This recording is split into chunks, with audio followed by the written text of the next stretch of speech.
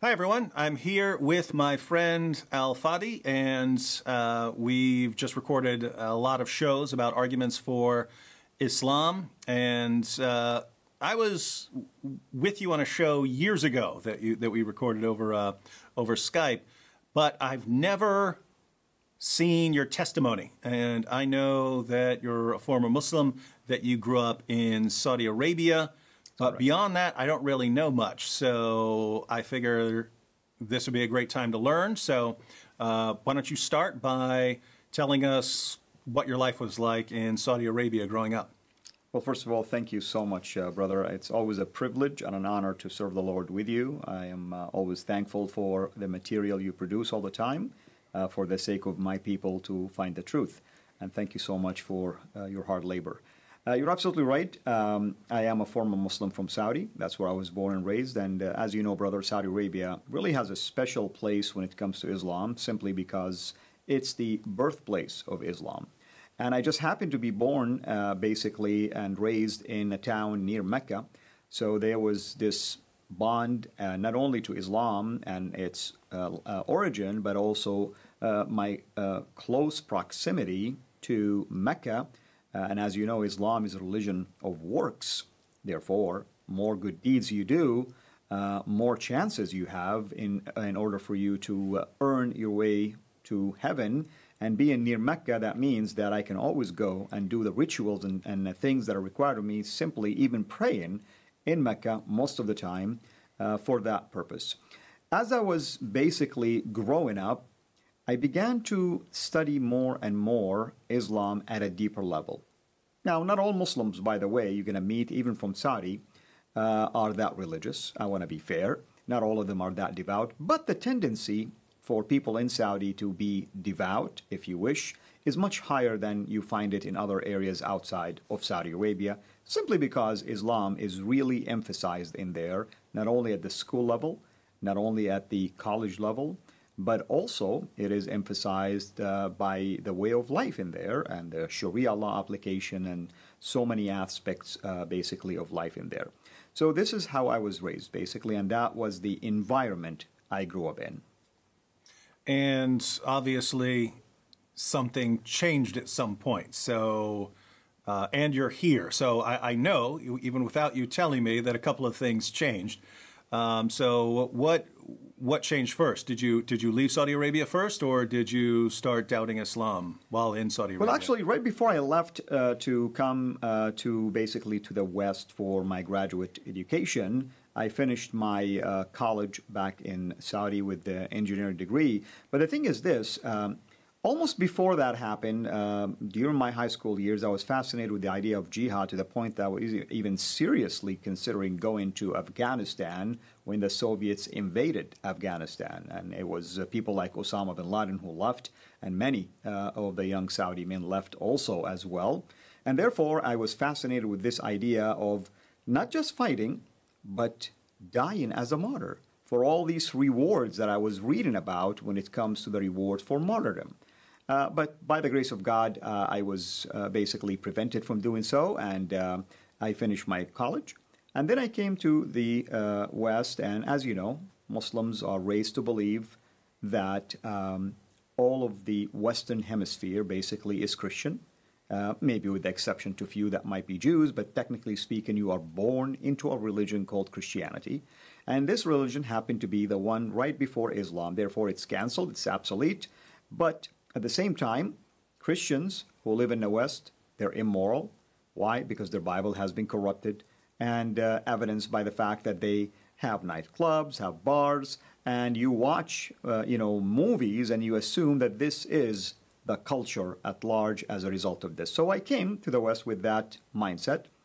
But it's almost like within the first month, believe it or not, I just struggled with the use of idioms, and that led me into basically getting connected through some of the campus ministries with a family that was a born-again believer. That was the first time I've ever heard of such a thing when we were having this spiritual discussions. And it was through that process that my mind began to shift into basically willingness and also just the desire to learn more about this Christianity that I knew nothing about. Initially, my intent was to convert people to Islam. I didn't really want to learn about it for the sake of leaving Islam, but that's how the process began. Wait, so you got involved with Christians because you were trying to work on your English speaking abilities? My English, exactly. Oh, wow, that's interesting. So, how did you come to doubt Islam? Because most Christians that you would ever run into generally know very little about Islam. So I doubt they would have been presenting criticisms of Islam. So how did you come to doubt Islam? That is true. It's after a few months of my encounter with this family, I ended up changing my major. I moved from that place where I was to another place. And I severed my relationship with the family, never bothered to reconnect with them. Graduated, got a job offer. And it was years later I met more people, and specifically another family. And it was when I began to engage them in discussions about my faith, Islam. In other words, I was inviting them to accept Islam. That's when they began to push back gently, asking me for proof when I said the Bible is corrupt. Asking me for proof when I made claims that Jesus wasn't crucified, and at the same time sharing back with me what does the Bible say, what other evidence there are available, and asking me also to reason about certain facts and things of that nature. In other words, they were really countering my arguments with ways to force me to examine and think about the claims that I'm making. And in this case, I began to discover slowly and gradually that I'm making really big claims that I cannot back up.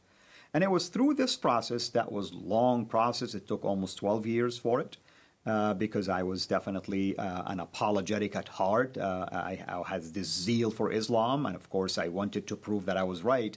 But of course, by God's grace, through this pushback, I began to slowly to doubt Islam until I got to a point where I definitely discovered that either I'm living a big lie or I know nothing about Islam, at least the way I learned it. And that was the turning point, basically. And so what happened after that? I got invited to go to a church a couple of times, and I refused to do so. For obvious reasons, Muslims, of course, don't like to go to churches anyway. One of it is they're afraid that they'll be seen by others. Sometimes they think God is going to punish them, and so on and so forth.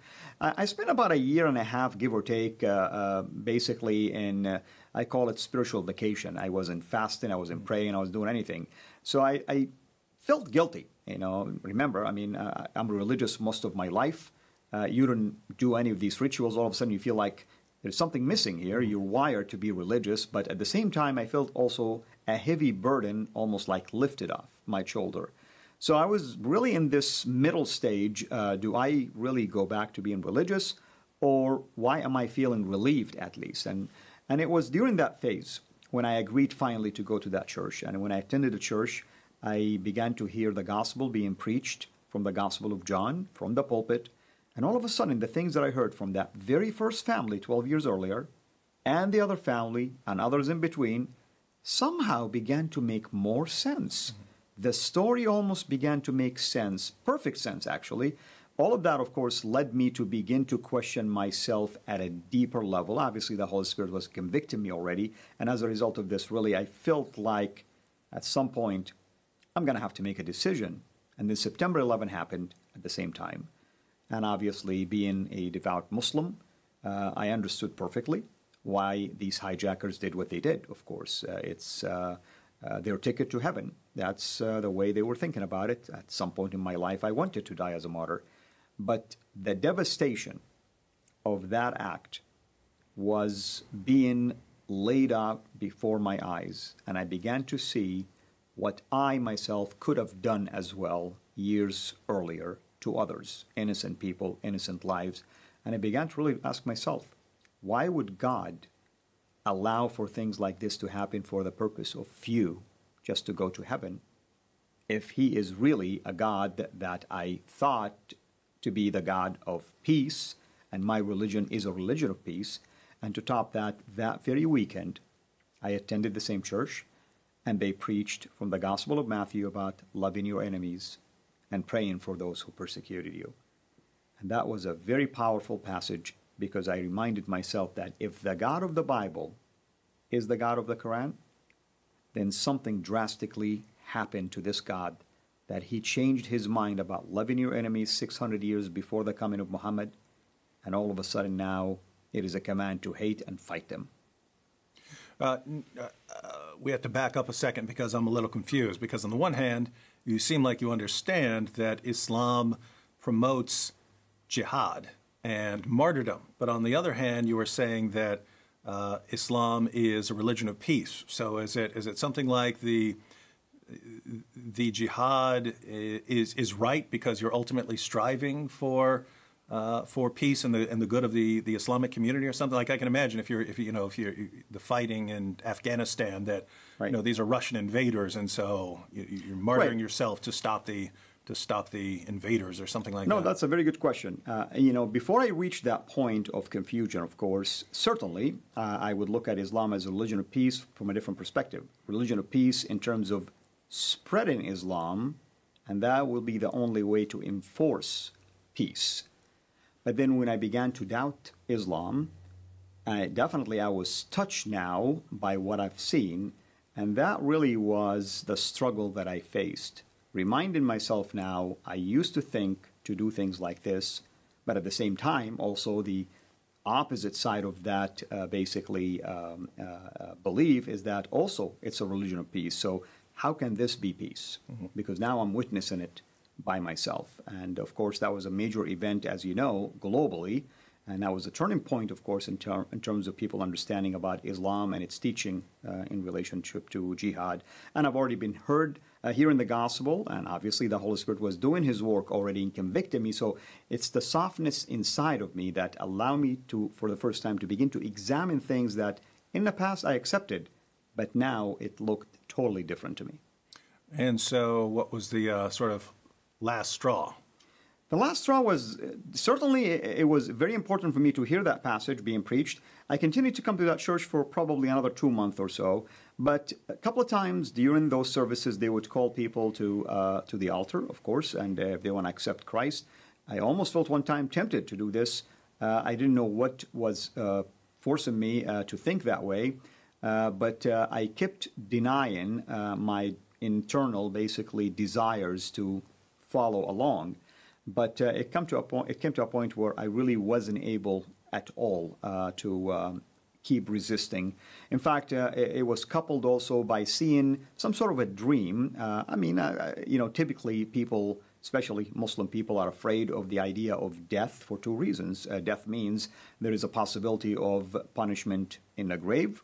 But most importantly, you don't know really if you're going to end up making it to heaven or not. I mean, you still want to keep doing your good deeds. And the dream that I was getting, actually, was strange, that I died, and I'm standing before the throne of God, and he's asking me one question: why have you rejected my son? And that was a question I didn't know the answer to, yet at the same time, I was already attending the church, and I'm hearing about the son already, and I've seen people accepting the son. And when I've seen this dream a couple of times, happening almost within the span of these 2 months, it really terrified me. It's almost like I began to think about death. What's going to happen now if I truly die?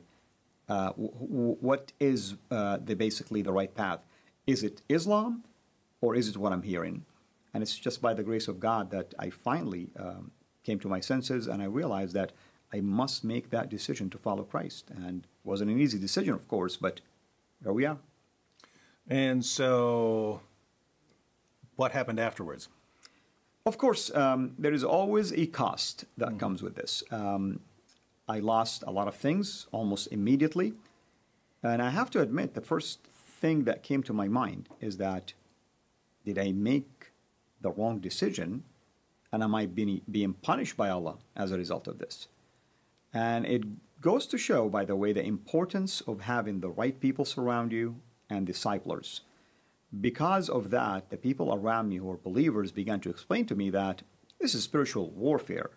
God is not punishing you for coming to him, But God could be allowing these things to happen to you because maybe you have issues in the heart that He's working on. Maybe you have pride. Maybe He's preparing you for something big, a ministry or something of that sort. But don't look at it as if He's punishing you. He cannot punish you for coming to Him. They began to show in passages that heaven is rejoicing that actually, as a sinner, you accepted basically Christ.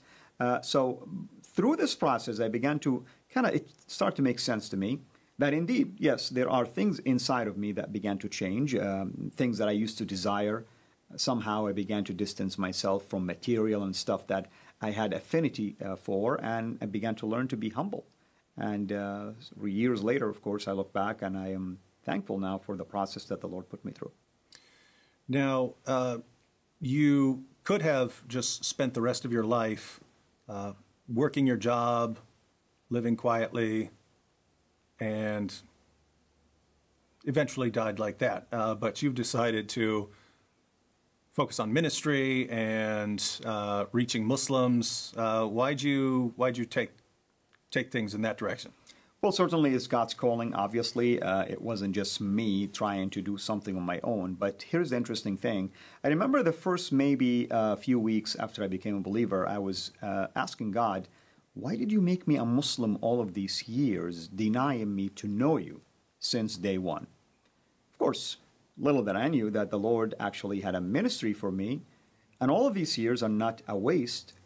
Because of my upbringing as a Muslim from Saudi Arabia, learning the Quran, learning tafsir, learning all the traditions that basically the Prophet taught and his biography, and almost learning it from the top-notch Islamist, gave me that authority when the day came for me to step into ministry. And of course, I looked at it as, since I know the truth now, I owe it to my people to let them know about this truth. And it's amazing how God began to surround me by godly men and women who began to serve me, began to disciple me, began to work on me. Our dear brother Sam Shamoun was one of them. And watching sometimes your videos with him and others that were other parts of my discipleship process. And of course, the Lord brought me into contacts with others where media door opened up for me, and I began to see the significance, really, of utilizing media to the glory of God if we use it wisely. Because I cannot multiply myself, you cannot multiply yourself, but the message could be spread to millions upon millions of Muslims. And that's really how I began to get involved with ministry that grew from just one-on-one to teaching at Sunday schools to teaching seminars, and all of a sudden get involved with satellite TV, and now my own, of course, website, videos, radio show, and the likes, basically. One last question. You mentioned a situation where you saw the 9/11 attacks and decided to rethink things more carefully. I know there are lots of Muslims in the world today who are in that situation because they've seen a lot more than just 9/11. They're seeing what people are doing in the name of Allah around the world. Even right now during Ramadan, they're seeing the constant bombings, the suicide attacks, and so on. And many of them still believe in Islam, but this can become a time of reflection for them, time to think to themselves, is this religion true? Is all of this based on Islam, and is Islam true? And for those Muslims who might be ready to think about this for themselves for the first time, instead of just believing what's been passed down to them, what would you say to them? What I would say is this. They are certainly fortunate today because in my days we didn't have Google, we didn't have internet, at least as powerful as we have today. Things have developed ever since. Of course, Google came into the equation later in my search, of course. They have access to many, basically, resources online at the privacy of their own home and places. I encourage them to go and examine all evidence available related not only just to Christ and the Bible, but also examine the falsehood, I should say, and the teachings of Islam, in contrast to the teaching of the Bible and Christ, and ask themselves this question: what they are witnessing firsthand right now, whether at least themselves, their immediate family, friends, or maybe just what they're watching globally taking place, unfolding right before our eyes, does that make sense? That a religion that everyone think is a religion of peace would cause such chaos globally, and since September 11, this chaos continues to intensify to where we are today. Almost every region in the world has been impacted by it. Can truly the God who revealed Islam to be the religion of peace be the same God who is also causing all of this chaos? You see, you cannot pick and choose what the Quran teaches or what the Prophet teaches, because ISIS can justify their actions just like people who wants to claim that Islam is a religion of peace can justify their actions. So one side has to be right and one side has to be wrong. And the fact that you have contradictions from within, this should cause them to examine Islam at a deeper level, utilizing all of these resources that are available for them, which I did not have in my days. Well, thank you, brother. And to everyone out there who would like to learn more, you can look at the links in the description box. That'll take you to Fadi's YouTube channel, to many more videos by him, and to more details about his background and story. And look forward to hearing much more from you in the future.